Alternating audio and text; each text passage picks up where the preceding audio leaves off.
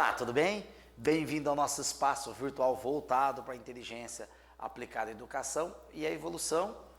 Estudante, hoje nós vamos falar sobre forças intermoleculares, mas antes se inscreve no nosso canal, dê um like em nossos vídeos. Nosso canal é novo, apenas 2 anos de idade, e estamos precisando da sua participação. Compartilhe com os amigos, caso você goste do nosso trabalho, compartilhe com os amigos para que nós possamos ter mais participantes, aqui em nossa faculdade aqui de Ciências Exatas. Eu gostaria de deixar claro para você, antes de nós começarmos, que as nossas aulas estão organizadas sequencialmente. Então, se você quer usar ela como suporte de estudo, você pega lá aula 1, aula 2, aula 3, sequencialmente, tá? A aula 1 é a primeira aula de química, relacionado à estrutura da matéria, os primeiros conceitos básicos da química. A aula 2 vem na sequência. Nós temos aulas de revisão de exercícios, Então, que nem, por exemplo, nessa parte de ligações químicas, nós vamos organizar uma aula de 7 exercícios básicos para fazer a resolução aqui para vocês entenderem esses conceitos corretamente. Hoje, no final dessa aula, nós vamos resolver 2 exercícios básicos de discussão para poder estar ampliando o debate. E depois nós vamos fazer uma aula só de revisão dos conceitos de ligações químicas, tá certo? Então se inscreva no nosso canal, compartilhe com os amigos e fomente a nossa ideia. Maravilha! Bom, as ligações intermoleculares, elas estão relacionadas, as forças intermoleculares, elas estão relacionadas com um tipo de moléculas, tá? Ao qual nós temos na natureza, certo? Qual é a importância disso na química moderna, tá? Perdão. Nós temos questões de miscividade. O que é isso, professor? Olha, 2 líquidos miscíveis são aqueles que se dissolvem. Por exemplo, água e óleo são immiscíveis. Por quê? Quando você mistura água com óleo, o óleo fica por cima, a água fica por baixo. O álcool e a água são líquidos miscíveis. Quando você mistura, há solubilidade. E por que isso acontece? As forças intermoleculares explica isso. A geometria das moléculas explica isso. Tá certo? Imagina, lembra da aula passada que nós falamos de molécula polar, dissolve molécula apolar, Uma molécula vem assim, a outra vem assim. Como é que dá solubilidade? Não dá encaixe, Então, isso tudo tem a ver com as forças intermoleculares. A outra coisa é, por exemplo, eu tenho um copo de água ali. Por que as moléculas de água não saltam para fora? Ao passo que o gás carbônico, que é o CO2, ele ocupa todo o recipiente, todo o recipiente que o contém. Por exemplo, nessa sala aqui está carregado de gás carbônico, ele está em todas as partes. Por que a água não faz a mesma coisa, escapa do copo e se espalha por todo o ambiente? Exatamente por conta das forças intermoleculares. Nesse caso aqui, nós temos forças intermoleculares fracas, e por isso, na temperatura ambiente, ele tende a se comportar como um gás, essa substância. Automaticamente que no caso da água, ela tem uma força maior intermolecular, então ela vai se comportar como líquido. Ao passo que tem outras estruturas que são mais fortes ainda, que vai ser sólido. Tá certo? Por exemplo, um outro exemplo clássico é o cloro. Cloro, grupo 7A da tabela periódica, Na natureza você vai encontrar ele assim. Você nunca vai encontrar como o ferro. O ferro você encontra ele ferro puro na natureza, mas o cloro não. O cloro você vai encontrar ele em forma de uma molécula. Correto? Aí você pergunta, professor, essas forças intermoleculares, nós estamos estudando o quê? De ligação iônica ou ligação covalente? Isso aqui é específica para ligação covalente, tá? Então e o ferro? Como é que eu acho um pedaço de barra de ferro na natureza, E como é que os átomos de ferro eles se interagem para poder formar aquela estrutura sólida, compacta? Existe um conceito na mecânica, na engenharia mecânica, chamada engenharia dos materiais, Ciência dos materiais, é uma disciplina. E lá você estuda a composição dos materiais, como que os átomos se organizam para formar o plástico, para formar a madeira, para formar o vidro, os metais. tá certo? E nos metais, a gente tem, chama-se interação interatômica, de um átomo para o outro. Aí você tem vários tipos de interação, cubo de face centrada, hexagonal compacta. Calma que isso não faz parte do ensino médio, então não vamos falar disso aqui, tá certo? Nós vamos falar só das forças intermoleculares, ligações covalentes, porque é parte do objetivo do nosso curso aqui, né? Voltado para os vestibulares, tá certo? Então, o que interessa para nós, agora, como que os átomos, os elementos se organizam, se você for estudante de engenharia, for fazer engenharia mecânica, você vai ter essa disciplina. Agora, se você tiver curiosidade no assunto, você pega um livro de ciências de materiais, de engenharia mecânica e senta e começa a estudar. Boa sorte, porque tem muita informação ali e você vai precisar de um tempo hábil. Então vamos lá. Então aqui nós estamos preocupados com as moléculas, né? Com as ligações, aquelas moléculas formadas através de ligações covalentes que se interagem no dia a dia, correto? E qual a importância, professor Luiz Caio, de a gente estar estudando isso? Questão de solubilidade, de ponto de fusão, de ponto de ebulição. Falei em aulas anteriores que a cozinha da nossa casa é um dos maiores laboratórios de química do dia a dia que nós temos, porque lá nós fazemos infinitas reações. Eu vou colocar açúcar, vou adoçar um suco, fazer um suco para tomar, certo? Vou adoçar. Só que eu não quero que cristaliza açúcar no fundo do copo, então eu tenho que colocar uma quantidade pequena, porque senão vai cristalizar e vai ficar muito doce. Isso é solubilidade, correto? Uma molécula só é solúvel em água que tem a mesma característica, né? Que a molécula de água, correto? Lembra, a molécula polar dissolve molécula polar e a polar dissolve a polar. É por isso que você não consegue remover manchas de gordura só com água, por conta das polaridades, né? E isso tem a ver com esse assunto que nós vamos dizer aqui hoje, é complementação do assunto anterior, correto? Por exemplo, um caso atípico, né? Os refrigerantes. Os refrigerantes são perigosos, viu? Não estou querendo fazer apologia ativista aqui, não. Eu estou falando que isso aí, a Organização Mundial de Saúde fala, todos os médicos brasileiros falam, o médico que não concordar com isso, ele... né? Vamos ser sinceros. Refrigerante faz mal para a saúde, principalmente tomado em excesso. Então vamos lá. Primeiro, ele tem um excesso de açúcar muito grande, tá? E por que quando eu faço o suco na minha casa, eu jogo 3 colheres de açúcar numa jarra, ela já começa a cristalizar? E como é que o refrigerante comum ele consegue esconder todo aquele excesso de açúcar? Pô, professor, por que o refrigerante não tem açúcar cristalizado no fundo do recipiente? Em casa, 1 litro de água, eu coloco 3, 4 colheres de açúcar, já começa a cristalizar. E o refrigerante é bem mais doce do que o suco que eu faço na minha casa. E por que não cristaliza? Já me perguntaram isso. Eu vou te explicar. Sabe aquele estudo que teve do Japão há mais de 15 anos atrás, que foi um choque na comunidade científica, que descobriram que o refrigerante dá osteoporose? Lembra? Lembra que descalcifica os ossos? Por conta da presença do ácido fosfórico, correto? Você, certo?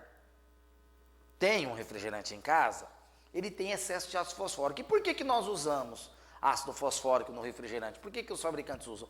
Para dissolver o excesso de açúcar que fica. Então ele joga açúcar, cristaliza no fundo, o ácido fosfórico vem para dissolver aquele excesso. Então você tem o açúcar e o ácido fosfórico como veneno. Só aí já tem duas substâncias perigosas, tá certo? Então, é tudo questão de solubilidade. Molécula polar, dissolvendo molécula polar e assim sucessivamente. E nós vamos falar sobre isso hoje, essa questão da solubilidade no aspecto mais visível. Vamos lá. Forças, quais são os tipos de forças intermoleculares que nós temos? Van der Waals, tá? E pontos de hidrogênio. Tem esse nome forças de Van der Waals porque o cara que estudou tinha esse nome, né? Van der Waals. As Van der Waals estão se dividindo entre dipolo permanente e dipolo induzido, né? Entre dipolos induzidos e dipolo permanente, tá? Dipolos, deixa eu colocar aqui no plural, tá? Dipolos permanentes, né? Entre dipolos induzidos e dipolos permanentes. A questão é o seguinte, essa aqui, olha só o que está escrito. Aí você pega o livro de dados e você não consegue entender. Existe devido a diferença de eletronegatividade entre... Opa, tá um erro aqui, alunos, desculpa. Entre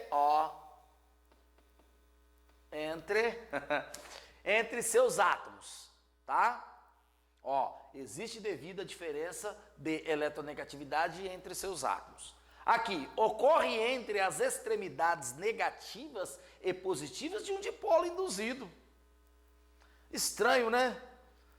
É o que está escrito nos livros didáticos, certo? Nós pegamos o mais resumex possível. Aí você não consegue entender, você não consegue enxergar, mas vamos ser objetivo. Alunos, dipolos induzidos são forças de London, são consideradas as forças intermoleculares mais fracas. Moléculas com esse tipo de força intermolecular tendem a ser gasosas em temperatura ambiente. É o caso das substâncias simples, ó. Por exemplo, o gás Cl2, certo? Ó, como que ele se organiza?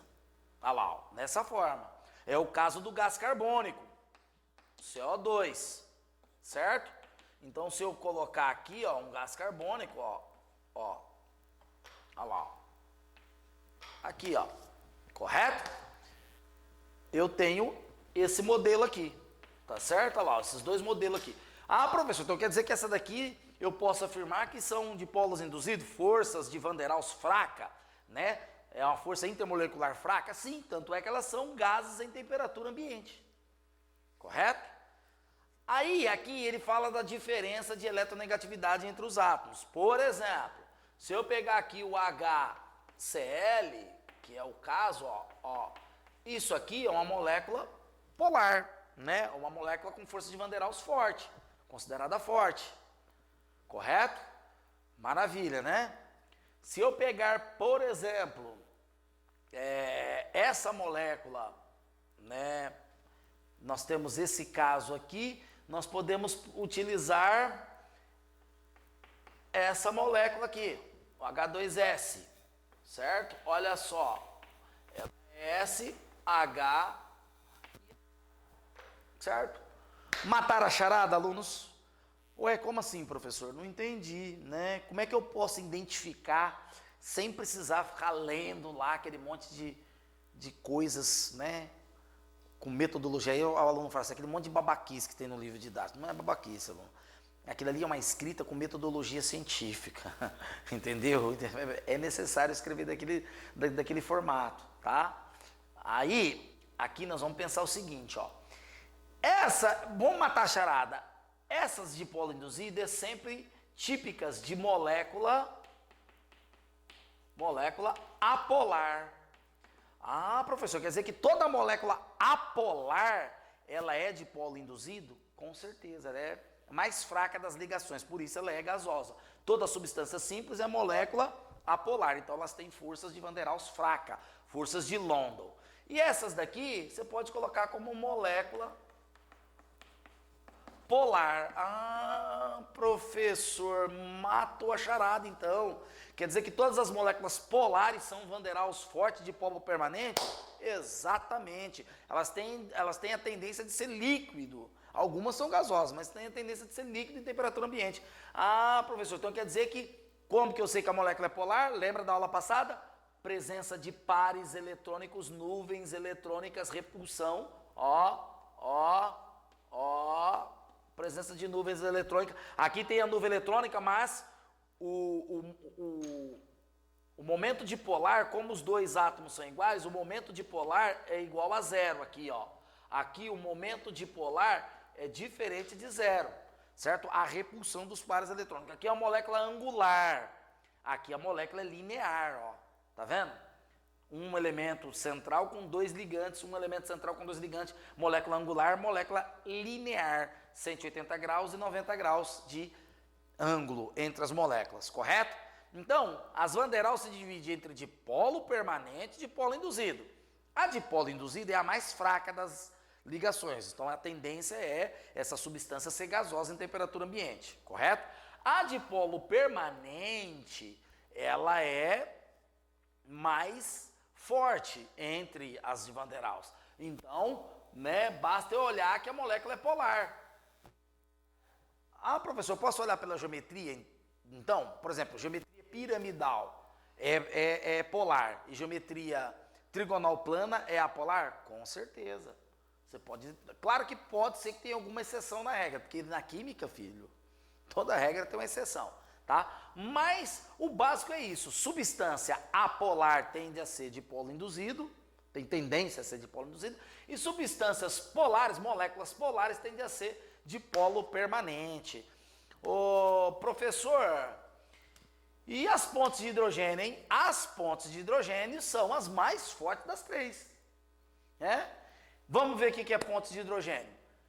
Existe, quando que ela existe? Existe quando um átomo pequeno e fortemente eletronegativo, F, O e N, com pares eletrônicos não compartilhados e um átomo de hidrogênio ligado a esse átomo. Flúor, oxigênio e nitrogênio são os três elementos mais eletronegativos da tabela periódica. Lá em cima no topo, o nitrogênio vem do grupo 5A, o oxigênio grupo 6A e o flúor 7A. Aí eu falo para vocês, alunos, eu falo para vocês. Tabela periódica é imprescindível, ela é insubstituível, não tem como se aprender isso aqui sem usar a tabela periódica. Não vai querer se aventurar, né, vou pular a tabela periódica, está muito chato. Não, é sequência. Então aqui, ó, o que vai acontecer aqui, ó? Vamos lá. Vamos pegar, por exemplo, o nitrogênio, certo? Ele ligado a hidrogênio vai formar o que nós chamamos de pontos de hidrogênio, ó. Por quê? Porque ele tem elétrons não compartilhados, correto? Aí vem uma outra molécula de amônia aqui, ó, com elétrons também não compartilhados, né? Por isso que é pontos de hidrogênio.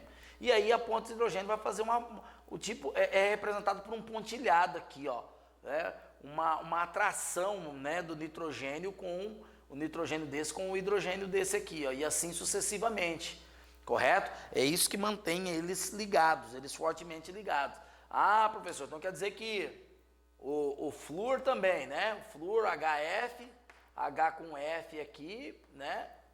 Mesmo esquema. Assim, professor. Isso, aqui, ó. Ponto de hidrogênio vai se estabelecer. Deixa eu fazer um pouquinho mais aqui, ó. O flúor aqui, o hidrogênio aqui. Aí você tem a ponte de hidrogênio aqui, né? Empontilhado aqui com esses elétrons. O hidrogênio, porque ele tem um caráter positivo aqui, ó. O dipolo dele aqui, o polo dele é considerado polo positivo na molécula, né? Enquanto o flúor aqui é polo negativo. Então dá uma atração eletrostática entre esses elétrons emparelhados com o hidrogênio aqui. Maravilha, não? A água, H2O, ó, oxigênio, ponto de hidrogênio, olha lá, ó.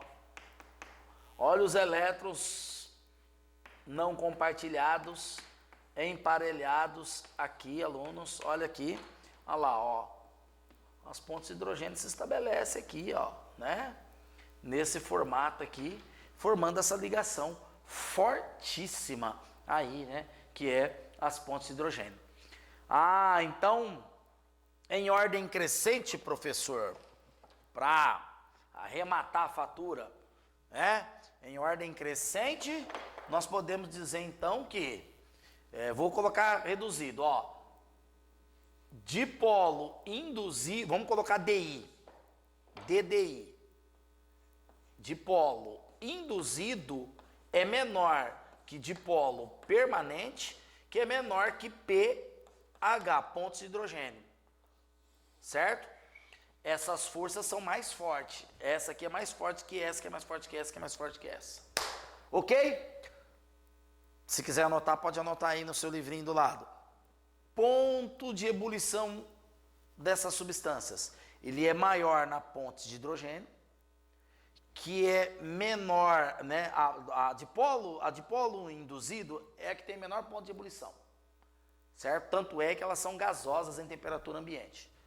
A dipolo permanente, ela vai ter um ponto de ebulição maior que a dipolo induzido, entretanto menor que a ponte de hidrogênio. E a ponte de hidrogênio mais forte entre as três, né, é a de maior ponto de ebulição. Pegando o caso da água, certo? Você fala assim, a água ferve a 100 graus Celsius. Por quê? Porque ela é ponte de hidrogênio, correto? Aí quando você pega, por exemplo, o caso, por exemplo, do gás carbônico, ele já é gasoso em temperatura ambiente. Então ele já está no estado gasoso em temperatura ambiente a 20 graus Celsius, né? Até mesmo a temperaturas aí abaixo de 0 graus Celsius, o gás carbônico ele vem como gás. Entendeu? Por quê? Por conta das ligações intermoleculares. Já aqui, aqui não. Essas duas aqui geralmente aparecem no estado líquido, né? Algumas de polo permanente aparecem em estado gasoso no ambiente. Por exemplo, o gás amônia, em algumas circunstâncias, ele vem de forma de gás, mas é considerado pontos de hidrogênio de polo permanente, correto? E daqui, de polo permanente e pontos de hidrogênio são moléculas polares, tá, alunos? Não é porque é ponto de hidrogênio que não seja polar, ela é polar. É que a ponte de hidrogênio é um tipo especial de moléculas polares, um pouco mais forte, correto? Ah, professor, quer dizer que a ponte de hidrogênio é mais forte? Ué, como é que o ferro, por exemplo, quando a gente pega o tungstênio, por exemplo, ele tem ponto de fusão 3.000 graus Celsius, professor. E a água ferve, ela vai se tornar gasosa a partir de 100 graus Celsius? Como é que o senhor explica isso? Falei para vocês que aqui são de moléculas, de forças intermoleculares entre ligações, moléculas formadas por ligações covalentes, certo? Ligações covalentes, correto? O metal, ele tem a interação interatômica. Se a gente comparar na natureza, os metais, eles lideram as forças interatômicas de um para o outro. É bem mais forte do que pontos de hidrogênio. Porque para você derreter um tungstênio, você tem que levar a 3.000 metros, a 3.000 graus Celsius de temperatura, mais de 3.000 graus Celsius de temperatura. Eu estou falando que entre as moleculares, as pontes de hidrogênio vencem, correto? Molécula polar dissolve molécula polar. Molécula apolar dissolve molécula apolar. Vamos fazer 2 exercícios rápidos para a gente fazer uma discussão mais acalorada. Agora você entendeu, tá? Vamos fazer uma recapitulação. Recapitulation. Dipolo permanente, nós temos forças de Van der Waals, dipolo permanente e dipolo induzido. Dipolo permanente é típico de moléculas polares, com um momento dipolar diferente de 0. Dipolo induzido, típico de moléculas apolares, momento dipolar igual a 0. Correto? Essas são interações mais fracas do que essa aqui é mais forte. E nós temos as pontes de hidrogênio, que são formadas pelos 3 elementos mais eletronegativos da tabela periódica, flúor, oxigênio e nitrogênio. Correto? É um tipo especial de moléculas polares. Correto? Todas as vezes que eu tiver um hidrogênio ligado a nitrogênio, a flúor e oxigênio, né, moléculas formadas com essa natureza, tá certo? Eu tenho as pontes de hidrogênio. Alunos, não é só, esse aqui são exemplos mais comuns, tá? Se a gente pegar, por exemplo, deixa eu apagar aqui para vocês entenderem. Essa molécula aqui, ela é uma molécula gigante, correto? Entretanto, ela tem pontos de hidrogênio, porque ela tem O ligado com H aqui, Apareceu isso aqui, é ponto de hidrogênio. A mesma coisa acontece com essa aqui,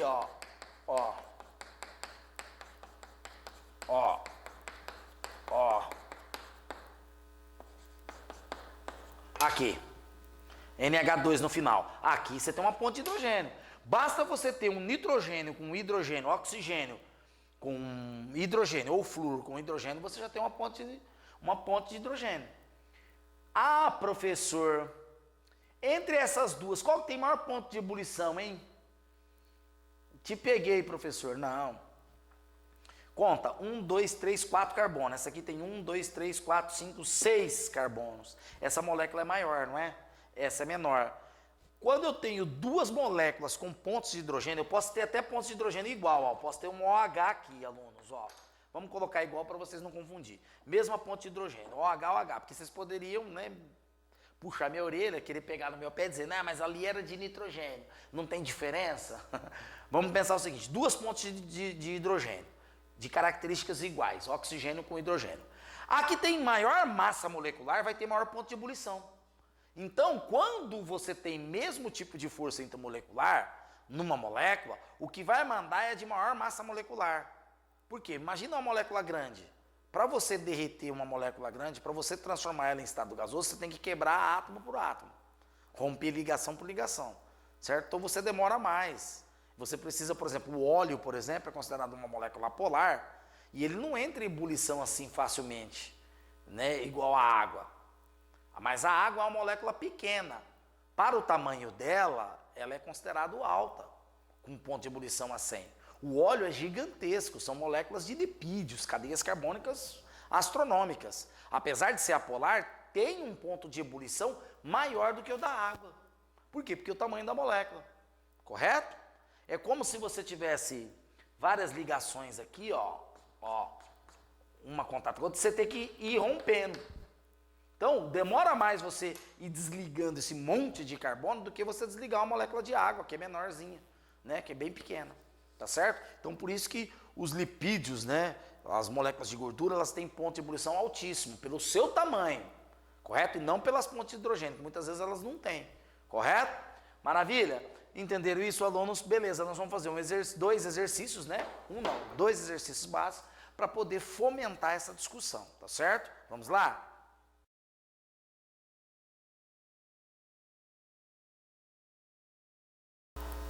Bom, então nós vamos resolver um exercício cabeceira, né, na linguagem aí, linguagem de boteco, vamos dizer assim. E dois exercícios cabeceirado, exercícios bons, né, para reforçar essa discussão de forças intermoleculares. O exercício da FUVEST, muito bonito, né, pergunta bem legal, bem maçante. E o outro, um exercício de um bate-papo, né? Esses dois aqui é para a gente refletir sobre essa questão das forças intermoleculares. Às vezes a gente tem uma molécula no meio ambiente, naturalmente ela é no estado gasoso, mas nós podemos ter ela também no estado sólido em temperatura ambiente, certo? Claro que não por muito tempo, né? Porque o estado natural dela é gasoso. Então vamos lá, FUVEST, ele deu duas moléculas, tá? Uma da vitamina A, a outra da vitamina C. Olha só, alunos, que interessante, ó, essa aqui tem esse círculo aqui. É claro que nós estamos começando agora, gatinhando agora, né? Isso aqui é uma cadeia carbônica, tá? Isso aqui é assunto do terceiro ano do ensino médio, você vai aprender lá em química orgânica. Mas, em termos de molécula, isso aqui é uma molécula grande, já dá para você perceber que é uma molécula gigantesca. Tá certo? Você tem aqui um ciclo hexeno, né? Com 6 ligantes. Aqui você tem um penteno, 1, 2, 3, 4, 5, fechado, correto? E vários pares ligantes aí nessa molécula. Bom, já dá para redefinir uma diferença muito grande entre essas duas. Essa é maior do que essa, correto? Ok? Ambos têm pontos de hidrogênio, ó, tá? Ambos têm pontos de hidrogênio. Entretanto, essa aqui tem maior quantidade de hidroxila. Esse OH aqui chama-se hidroxila. Né? Maior quantidade de OH. Correto? Então, essa aqui tem mais pontos de hidrogênio do que essa. Ah, professor, então nós podemos dizer que essa aqui é mais forte? Claro. Essa aqui tendo uma só, ela vai estabelecer uma ponte de hidrogênio com outra molécula no seu oposto. Essa aqui tendo 1, 2, 3, 4, 5, serão 5 pontos de hidrogênio em cada pares de elétrons não compartilhados. Então aqui você tem 5, aqui você só tem uma. Então essa aqui já é mais forte do que essa em termos de forças intermoleculares, devido às pontes de hidrogênio, presença de pontos de hidrogênio maciça. Alunos, química você tem que saber fazer diferenciações. Aprendeu o raciocínio diferencial? Ó, aparece duas coisas. O vestibular chega lá, aparece duas coisas horrorosas, né? Que você nunca viu.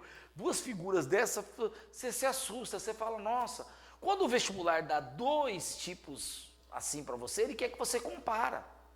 E as duas perguntas que tem lá é para comparar. É por isso que as minhas aulas aqui no canal é para a gente bater papo, é para a gente refletir. Você tem que usar essas aulas como complemento dos seus estudos. Não vai pensar que isso vai substituir os livros didáticos, vai substituir o professor na sala de aula. Ah, eu não entendi a respeito de um determinado assunto. Vou colocar lá na aula do Luiz Caio, né, do professor Luiz Caio, vamos ver o que ele tem a dizer sobre isso, né? Eu não consigo. Então é para contextualizar, correto? Então isso aqui é para você comparar, ó. Faz comparação. Essa é maior do que essa, maravilha. Sendo essa maior do que essa, nós já podemos dizer uma coisa.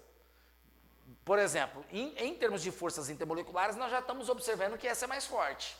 Porque tem 1, 2, 3, 4 hidroxilas. Desculpa, eu falei 5 agora há pouco, mas são 4 hidroxilas. Essa aqui só tem uma. Correto? Agora, em termos de solubilidade em água, as duas podem se considerar solúveis em água, porque as duas têm ponto de hidrogênio. Tá? A água é uma ponte de hidrogênio, molécula polar. Só que essa será mais solúvel e essa menos solúvel, porque essa é maior. Correto? Essa tem menos pontos de hidrogênio do que essa. Entendeu a comparação? Ô professor, quer dizer então que se eu tivesse só uma ponte de hidrogênio nessa, suponhamos que eu tivesse só uma ponte de hidrogênio nessa, só uma e aqui também uma. Essa continuaria sendo mais solúvel do que essa? Sim, pelo tamanho. Moléculas menores são mais solúveis em água do que moléculas maiores. Então, se você pegar moléculas com pontos de hidrogênio, certo? Ambas com pontos de hidrogênio, a de menor massa molecular é mais solúvel em água. A de maior massa molecular é menos solúvel em água. Correto? A de maior massa molecular vai ter maior ponto de ebulição. A de menor massa molecular vai ter menor ponto de ebulição. Agora, essa aqui, apesar de ter menor massa molecular, ela tem 5 pontos de hidrogênio, então é mais forte. Por isso que o ponto de fusão dela vai ser maior. Acho que eu já respondi a pergunta do exercício, né? O ponto de fusão dessa, 62. Agora vamos ao exercício. Aí é que eu falo para vocês, estudantes, quando você for fazer uma prova de um vestibular, se tá a figura lá, olha a figura. Tá a tabela. Às vezes o aluno vai prestar um vestibular da FUVEST e está escrito assim, de acordo com a tabela ao lado, responda. É para você olhar a tabela, não é para você fazer um estudo sobre a tabela. De acordo com o gráfico abaixo, responda. É para olhar o gráfico, não é para você pensar mais nada fora do gráfico. De acordo com as duas estruturas abaixo, responda. É só olhar as estruturas. Tá certo? Então vamos lá. Uma das propriedades que determina a maior ou menor concentração de vitamina na urina é a solubilidade em água. Repetindo, uma das propriedades que determina a maior ou menor concentração de uma vitamina na urina é a solubilidade em água. Então, se uma vitamina ela é muito solúvel em água, você vai ter maior concentração dela na urina. Se ela é pouco solúvel, você vai ter menor concentração. Correto? Vamos lá, letra A. Qual das vitaminas é mais facilmente eliminada pela urina? Justifique sua resposta. Eu vou responder, nós não vamos escrever aqui, tá? Bonitinho. Eu vou responder, você volta várias vezes, anota pelo áudio, né? O que eu estou te colocando aí, faz anotações aí no seu caderno. Tá? Depois você pode discutir com o professor na sala de aula, da sua escola, do seu cursinho, tá bom? Então vamos lá. A solubilidade em água. Bom, eu já respondi. Quem é mais solúvel em água, alunos? É a que tem maior quantidade de hidroxila. Isso aqui, isso aqui, OH, é hidroxila. Hidroxila, correto? De hidroxila, correto? Ela tem maior quantidade de hidroxila do que essa aqui, correto? Então, essa é mais solúvel em essa por dois motivos. Primeiro, maior quantidade de hidroxila, então a vitamina C é mais solúvel em água, portanto ela é eliminada mais facilmente pela urina, devido a dois fatores. Primeiro, maior quantidade de grupos hidroxilas do que a vitamina A. E segundo, por ter um tamanho menor do que a vitamina A. Pronto, respondeu a pergunta e justificou, certo? A vitamina C ela é mais facilmente eliminada pela urina. A justificativa, maior quantidade de hidroxila e o tamanho da molécula também ser menor. Maravilha, né? Perfeito, perfect. Vamos lá, letra B. Dê uma justificativa para o ponto de fusão da vitamina C ser superior ao da vitamina A. Vitamina C ser superior à vitamina A. Também a primeira responde a segunda. Primeiro, agora só que aqui tem um contrassenso, tá? Aqui nós temos uma contradição aqui. O tamanho dela, tá? O tamanho dela deveria fazer ela ter um ponto de fusão menor. Porque o tamanho da vitamina C é menor que o tamanho da vitamina A. O tamanho da vitamina A, gigante, né? Perto da vitamina C. Entretanto, por ela ter um grupo de hidroxila, ela ter maior quantidade de hidroxila em sua estrutura, faz com que esse ponto de fusão aumente drasticamente do que essa aqui, ó. Chega a ser até 3 vezes mais, ó, quase 4 vezes. Por quê? A presença, ele tem 3 vezes mais hidroxila do que a primeira. Então, primeiro critério para determinar ponto de fusão e ebulição. Primeiro critério, forças intermoleculares, tá? Ponto de hidrogênio tem maior ponto de ebulição do que as forças de Van der Waals de polo permanente, do que as forças de Van der Waals de polo induzido, correto? Entretanto, isso serve para moléculas do mesmo tamanho.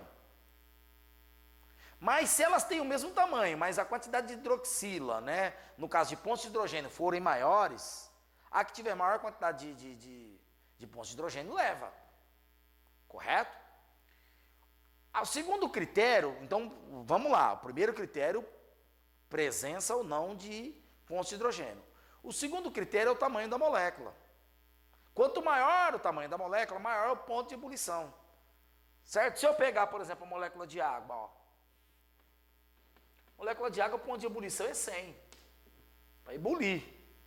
Essa aqui é ponto de fusão 193. Certo? Correto? Além dela ser maior, ó, além dela ser maior do que a água, ó, ela tem 5 pontos de hidrogênio. Correto? Beleza? Essa aqui tem um ponto de ebulição maior do que a da água, porque o ponto de fusão é 62. Ó, aqui é ponto de fusão, hein, alunos? Estado sólido para passar para líquido. Né? 62 graus Celsius. Provavelmente o ponto de ebulição dela é muito maior que a água. E aí entra aquele negócio, aquela coisa que eu falei para vocês do óleo. Aqui é ponto de fusão, para derreter, para virar líquido. 62. Imagina para virar gasoso, vai lá para 400. Que eu não sei aqui, né? Não tem uma tabela para ver. Mas por que ela tem... A água tem 2 pontos de hidrogênio, essa aqui só tem uma. E por que essa aqui vai ter maior ponto de ebulição? Não, já que é para comparar pronto, pera, só um instante, aluno. Já que é para comparar ponto de fusão, vamos pegar o da água. Ponto de fusão da água é 0. Olha lá, 0 graus Celsius. Pronto, é menor que o da vitamina C. Senão vocês confundem. Se eu colocar ponto de ebulição com ponto de fusão, vocês confundem. Então, ponto de fusão da água é 0. Menor que essa. A água tem 2 hidrogênios, né? Ligados. Então, ela vai ter 2 pontos de hidrogênio. Cada molécula. Correto? E por que o da água é menor do que o da vitamina, que só tem uma? Aí entra o tamanho da molécula. Olha o tamanho da molécula da vitamina A. Gigante, não é? Em comparação com a da água. Então, ela vai ter ponto de fusão menor que... A água vai ter ponto de fusão menor que a da vitamina A.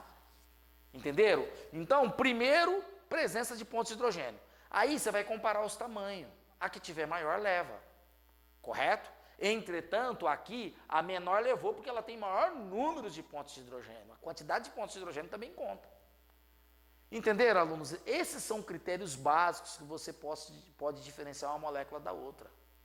Na aula passada, nós diferenciamos molécula polar de apolar, apolaridade e polaridade devido à presença dos pares eletrônicos, né? Elétrons não compartilhados, né? As nuvens eletrônicas. A partir do grupo 5A, os elementos começam a ter nuvens eletrônicas. Isso dá polaridade, isso muda a polaridade, muda a geometria da molécula. Vocês têm que estar atentos a isso. Tá certo? Maravilha. Agora vamos aqui, ó. Número 2. Entenderam aqui? Fechando, né? Fechando, morreu o assunto aqui. Beleza? Tá? Bonitinho aí. Vamos lá. Explique por que nas condições ambientes, o dióxido de carbono no estado sólido é chamado de gelo seco. Ó, dióxido de carbono, CO2 para você aí, ó, né? C dupla O, ó. Dióxido de carbono, molécula apolar, substância gasosa em temperatura ambiente, baixo ponto de ebulição, baixo ponto de fusão, tá certo? Porque ela é apolar. E por que ela é apolar? Porque o elemento central não tem nuvens eletrônicas, não tem repulsão dos pares de elétrons. Maravilha! E por que ele no estado sólido em temperatura ambiente? Veja bem, no estado sólido em temperatura ambiente ele é chamado de gelo seco. O pessoal utiliza o gás carbônico sólido para gelar, né? Bebidas, uísque, vodkas, no geral aí, usa o gelo seco, correto? Bota lá e vamos tomar uísque com gelo seco. Por quê? Porque em temperatura ambiente ele sofre sublimação. O que é sublimação, alunos? Lembra da nossa primeira aula de química? É a passagem do estado sólido para o gasoso diretamente, sem precisar passar pelo estado intermediário, que é o líquido, correto? Ele sofre sublimação. Para sofrer sublimação, ele tem que absorver calor do ambiente. Então eu coloco ele na bebida, a bebida está lá, temperatura ambiente. Hoje tá calor, vamos tomar um whisky? Vamos tomar gelado. Eu não gosto de whisky cowboy. Eu não bebo, eu não sei nem que gosto tem isso, mas vamos lá. Né? Vamos fazer de conta que eu bebo. Vamos tomar o whisky gelado. Eu não quero tomar o whisky cowboy, que é aquele whisky quente. Vai lá, coloca a pedrita de gelo seco, que é o gás carbônico no estado sólido. Ele vai começar a sofrer sublimação, vai se transformar em gás, vai passar do estado sólido para o gasoso direto. Mas para fazer isso, ele tem que absorver calor da bebida. Então ele vai absorvendo calor da bebida, e onde a bebida diminui a temperatura, ele aumenta a temperatura e vai se dissolvendo e vai virando aquele composto gasoso e se dispersando no ar. Maravilha! Isso acontece nos refrigerantes, né? No geral, esse processo de gasificação, né? O gás carbônico dissolvido no refrigerante, na água com gás, a partir do momento que a bebida vai esquentando, você bota um copo de refrigerante, vai esquentando, você vai vendo as bolinhas de refrigerante sendo estouradas, né? Ali nada mais é que o aumento da temperatura da água, né? Você tira o refrigerante da geladeira, o aumento da temperatura do refrigerante vai fazendo que os gases se desprendam, tá certo? É diferente disso aqui, tá? Estou dando um outro exemplo. Entenderam isso, meus alunos? Entenderam?